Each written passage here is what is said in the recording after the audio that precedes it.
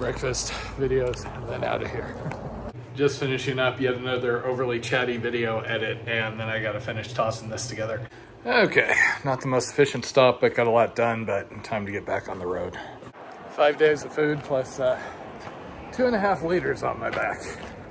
This is gonna hurt a bit.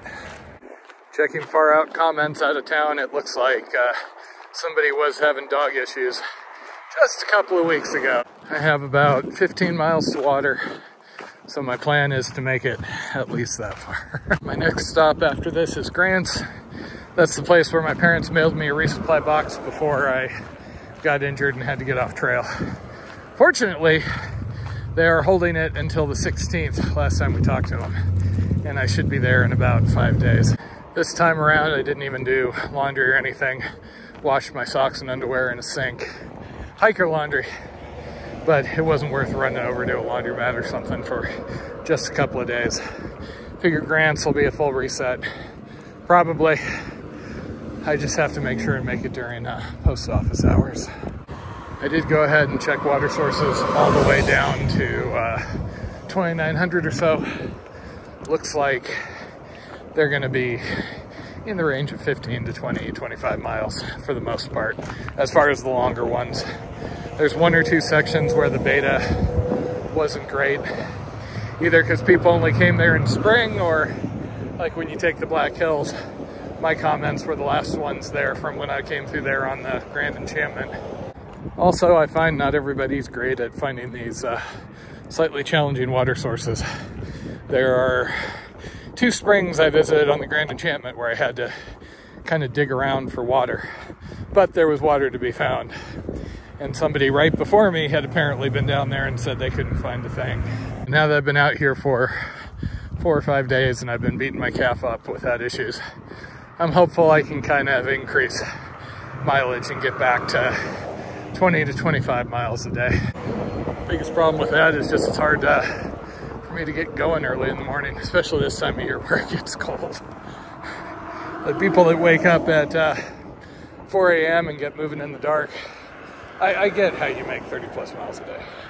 That's looking back north. Those were the mountains I came off before this. I think I'm back in the desert for a while though.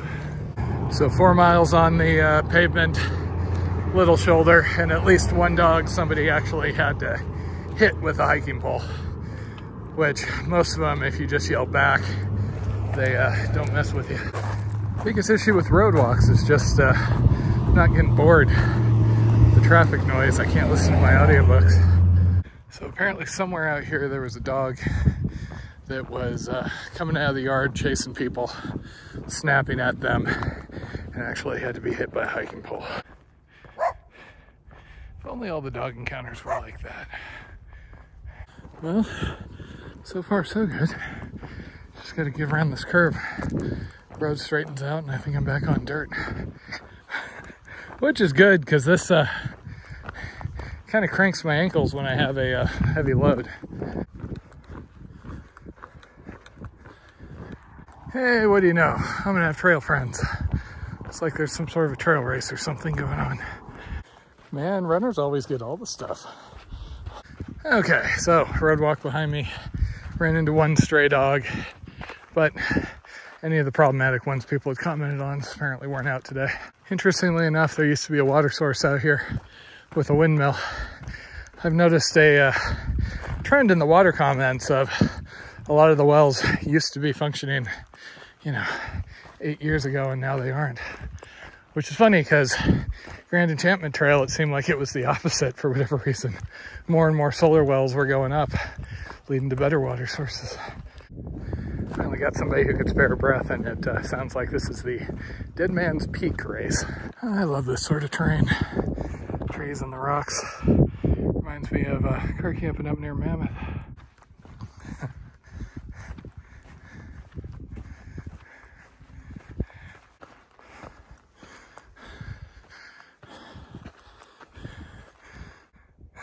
Yeehaw.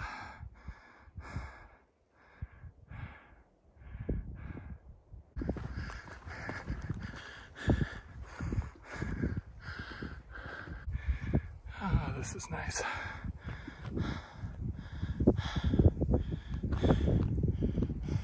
Still running across the occasional racer, but just a few.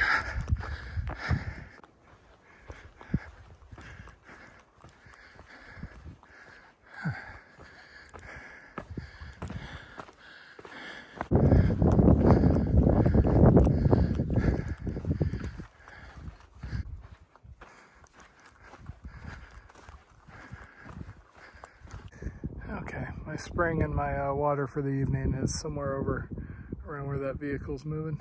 A guy just stopped and talked to me. He's actually a thru hiker. He did the AT in 21 and thought he might have met me. His name was Out of Order. First person that's actually stopped to chat, since I figure they're all kind of running for time. He said that this is out and back race. So he's at the back of the 33-mile version. There's also like a 9-mile version, which was the people with the kids up in the very start. And then there is a 55-mile version. So apparently the real badasses will be passing me sometime later. I've had friends and girlfriends who do races, marathons, etc. I'm always jealous. That and skiing just do not agree with my various knee issues. I can hike all day, but the moment things get too bouncy, that tends to take me out. Hard to complain too much when I'm hiking across the country for my, what, third time? Well, fourth if you count the canoe.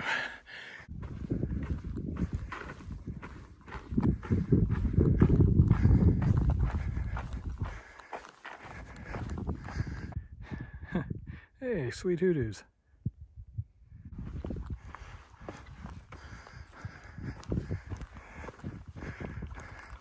I keep wishing the sun would get lower. Not because I want to be out of time to hike or anything, but colors out here are so much nicer. Things are kind of dingy in the full light of the day.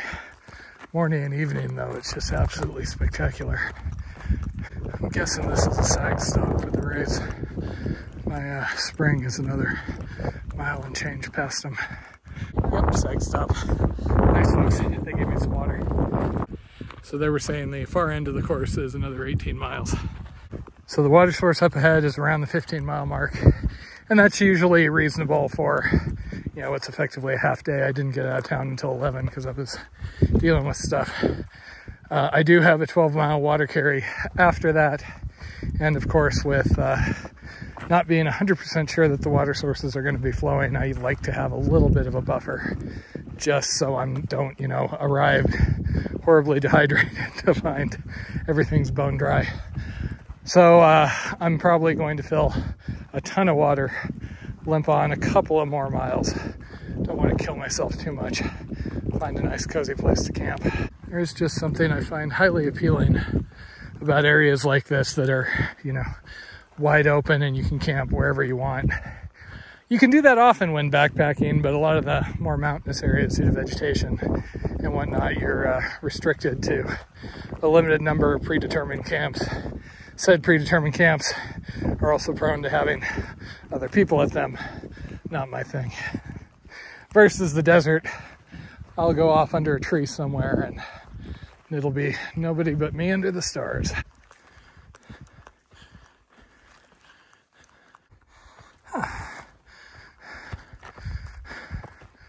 That'll work, I suppose. I usually get water out of the pipe, but apparently it's kind of slow. Came up here to see if I could fill any easier, but it's just a seep.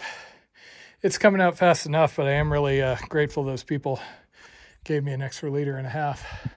I'm really not adverse to just filling out of troughs, but this one's a little on the silty side. So I'm gonna wait for another 1.5 liters to come out of this little trickle. So this is my water for the night, plus from here it is a 14-mile carry.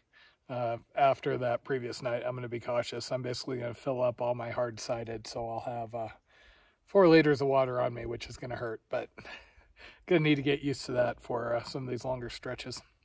Okay, 5:48. That filtering took a while, but I drank all I could get down. All my bottles are full. Should be good through the source partway through tomorrow. And here is the best time of day out here.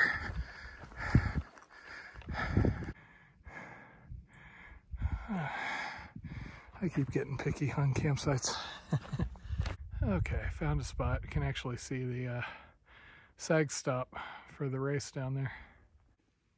Took me a little while to find a spot that I liked, mostly because you can see here that sand is basically like cryptobiotic. So I found some normal flat sand that something else had smoothed over. So home sweet home for the night.